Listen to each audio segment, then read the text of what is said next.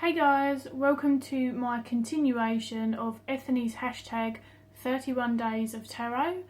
This time I'm only going to be doing 5 and then there'll be 5 more from my very last video. I can't believe that I've kept up with it, so that's good. Let's jump straight in. The first question is, share the card that I found the hardest to get or understand when I was first learning the tarot and how I feel about it now. So there's a bit of a caveat here. The card that I chose, I've actually chosen 2. So we've got the 5 and the 7 of Swords. Now, it wasn't so much that I couldn't understand the meaning, but I clearly didn't understand the meaning in its entirety for either card because I was finding them really difficult to differentiate between, especially in this deck. To me, the depiction, whilst different messages can be read from them, but the depiction here and some of the meanings that I had read, it felt like there was quite a big crossover. And to be honest with you, it took me a while, specifically reading various different meanings from different decks, seeing different pictures. So I've got some examples. We've got Tarot of the Pagan Cats. This is the Waite Centennial, in case anyone didn't recognise it. Sort of similar depictions, but you do see it start to come away a bit. It's quite interesting here because the person taking the swords in this one, if indeed that's what he's doing, is the only person in the picture, whereas this one, it's something more about the mice are doing it whilst the cat's sleeping. So you see that bit of a change here, and again in this one we've got the yin-yang, 2 sides of a coin energy. I think that looking at different decks was something that really helped me to understand them more, but also things like the numerology, looking into what 5s mean as a whole, looking into what 7 means as a whole. And then I must say that this deck, which again, everyone's probably seen it, it's the Wild Unknown.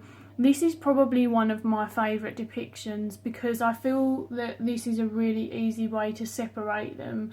And you can see that kind of tension, conflict, self-destructive nature in this card.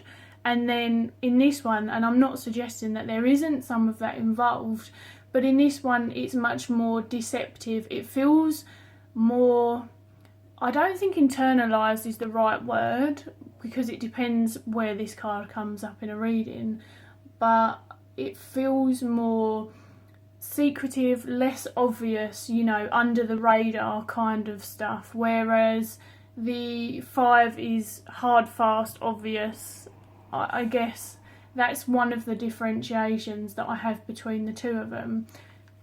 So for me, I know that a lot of people chose majors, and there were a few majors that I probably struggled to learn a well-rounded understanding of them in the beginning, but I actually think that finding out the differences between those 2 swords were one of the bigger learning curves for me, and also keeping it a little bit different to everyone else. Question 23 is a tarot deck that I just had to break up with, something that wasn't resonating with me. Naturally, I don't have it here with me to show you guys. It was called the Jonathan D Tarot. It was a beginner's pip deck, and I had it for years. It was purchased in Glastonbury, and due to the reason it was purchased in Glastonbury and kind of a tradition over the years, every time I visited, I've brought back a tarot oracle deck. I was kind of holding on to it for nostalgic reasons, but I didn't really have any nostalgia attached to it other than the memory of buying it because it didn't jam with me. I use pip-ish type decks, and I would say that in the Jonathan D Tarot there is still a level of illustration. There's illustration in all cards, but it's more pictorial in the wands from what I remember, but some of them feel very much here's 6 pentacles, here's 7 pentacles. It wasn't that I couldn't work with it, but between the fact that it didn't really call to me ever, I'd had it for such a long time. Like, there's really only so long you can hang on for something and keep waiting for some magic to happen. And I don't like holding on to things, in honesty. When I realised that there were decks out there, especially in more recent years, that were calling me, I wanted to sell it on to someone who would actually use it. And funny enough, the lovely person who bought it from me has ended up becoming a friend, and it was a really nice way of making a connection. And also I know that it's a very treasured tarot deck in her collection, so that was pretty cool. Question 24 is, if I could design a 79th tarot card, then what would it represent?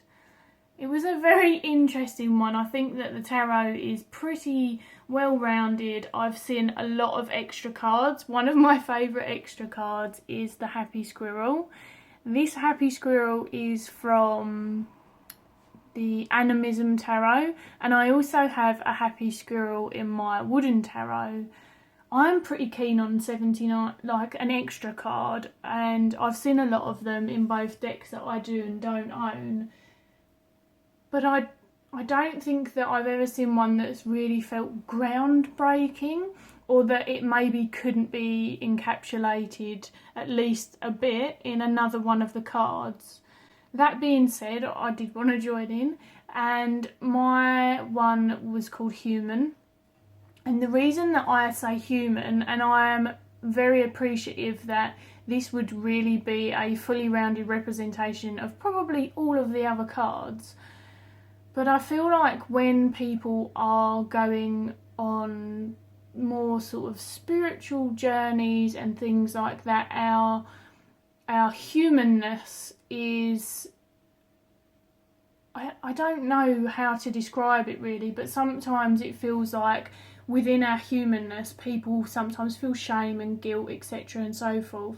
And I think that it's a really good grounding thing to just remind yourself from time to time that you are in fact human. That's not a get out of jail free card, this is not Monopoly, that's not what I mean, but more a reminder of all of the things that we encompass. So all of the suits, you know, we're not just focused on our higher self, we do live in the physical plane, we do make mistakes to learn, we are here to have a human experience, and a kind of grounding back into, okay, what's going on for me right now? I need to ground myself, mind, body, spirit check-in, that kind of check-in base and touching down. I don't know that if I've explained that very well. It kind of felt like a meditative pause and a reality check all in one. That's kind of what I would add. I don't think that it is necessary, but if I could make an extra card, then that would be mine. Question 25. Tarot or Oracle? Because they love to make you pick. Which one would I read with for the rest of my life if I only could pick one, and why? I feel like I'm always saying that there's like a caveat or something to my answers, but there really is. Now, I'm going to say Oracle, which I don't think, I haven't watched many videos, I'm a bit behind, and this day hasn't been done that much yet, because it's not the 25th yet when I'm recording. But I don't think that Oracle is going to be a popular choice. However, the reason being is I mean a very specific oracle and a very specific way of working, and you guys are probably not going to be surprised by the fact that I'm pulling out this deck, but this is the Medicine card deck, and it is by David Carson and Jamie Sams, sorry. And I've had this deck since when. I love working with animal energy, animal medicine. The thing is, for me, the reason that I picked Oracle, and I do mean this particular Oracle, is because I feel like I can explore the archetypes of myself, further my self-awareness, and work on my development, both internally and externally, in other capacities. Most of you know that this is something that is in line with my career outside of the tarot world, and training and self-development and other interests like that are always a big part of my experience, and therefore I don't feel that I have to have the tarot to be able to do that. And I mean, I could just take a picture of every single animal that I'd ever seen, but there would be a lot missing.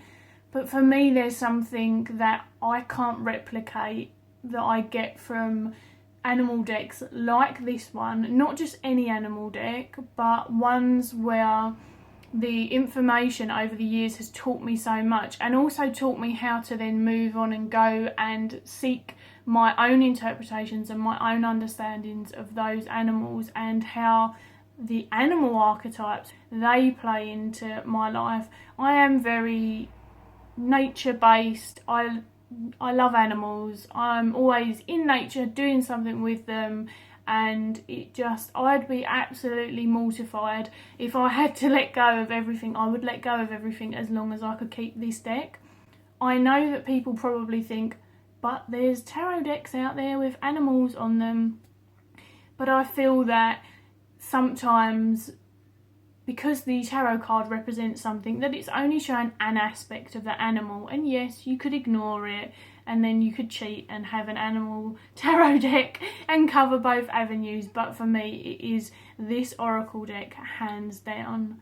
And the last question that I'm going to do today is question 26. My thoughts on tarot becoming mainstream. Is it? I don't know. I have no real attachment to this, I'll be honest. However, I can see pros and cons. There are many pros and cons, so I'll just discuss a few that popped into my mind when I read the question. One of the cons could be that, despite many of us doing tarot for fun as well as for more healing, cathartic, therapeutic purposes, that if it became mainstream to a point where anyone was reading for anyone, then obviously there is the potential that someone hasn't got the intent that you would want from a reader. I think that that's possible anyway. It's just one of the first things that popped into my mind. There's the potential for the more spiritual or magical aspects, or whatever word feels right for you, those attachments to it. Sometimes things like that are lost when things become more mainstream. For me, there's quite a few pros as well. This is probably going to be a really unpopular opinion, but it is, it's my own opinion and I'm not speaking for anyone else.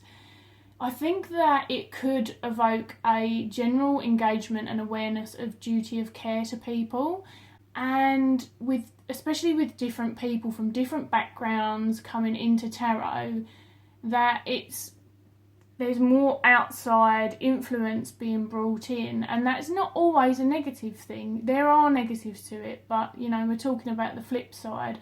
And I think that there are aspects that could be really beneficial, like people being aware of when people's health and well-being is coming into play, and how important that is, and having an awareness of when not to read for someone and where to redirect them to if that is the case.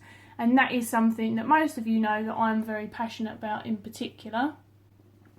And then the other thing that I thought about tarot becoming more mainstream, if it ever did, is that it could mean safety for more people. And I know that sounds quite out there. I think it's very easy to forget when you're in a place like I am, where I can walk outside, I could shout from the rooftop, "I'm a witch, I read tarot," or I could probably shout whatever I wanted down my street and people would potentially avoid me and ignore me. I wear a lot of black, so it happens anyway. There's no real danger. I'm sure that I could potentially piss the wrong person off, but as a general rule, there isn't any danger to me about being open about what it is that I choose to do with my time and what I enjoy doing if I want to share that information. However, I know there are a lot of places out there, and I have spoken to people where things like tarot are kept secret, are kept more private, and because I mean, I don't know where the level of being unsafe goes because I don't live in those places, but I definitely know that there's a higher level of harassment. And I think that when things become larger and more challenged, that the ancient negative opinions could be challenged about tarot. It's easier to challenge something when there's more people doing it. So, you know, as I say, for me, it's a bit of a mixed bag. There are pros, there are cons. I don't really have any attachment to it. Not because I don't care. I just think at this stage, I'm not sure that it is becoming mainstream. And if it was, I think that it would be very easy for people to worry without just seeing what happens first. And then once we're more informed about it, then there's something that can actually be done or spoken about. It's very hypothetical for me at this time. Hopefully that wasn't too rambly. It's going to be a short one at least, so even if they were rambly, in essence it was short, which is good. That is all from me today, and as I say, there are 5 more which I will do next week, and then I've officially done. I've loved watching you guys. I am still liking your videos after I've watched them, even if I haven't commented.